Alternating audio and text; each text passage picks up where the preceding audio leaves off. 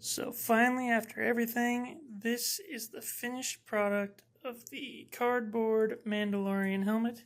This is my son's. It is part Miles Morales Spider-Man and part Peter Parker Spider-Man.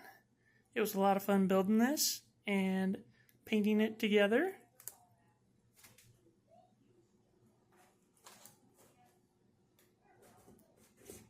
And then my daughter wanted to make something a little bit different and a little bit more traditional to Star Wars.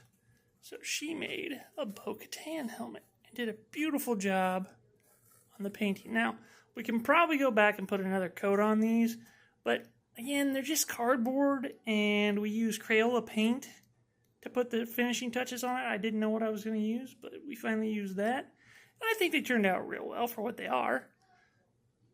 Alright, just another part of that adventure in the summer of Star Wars and Spidey. Have a good day.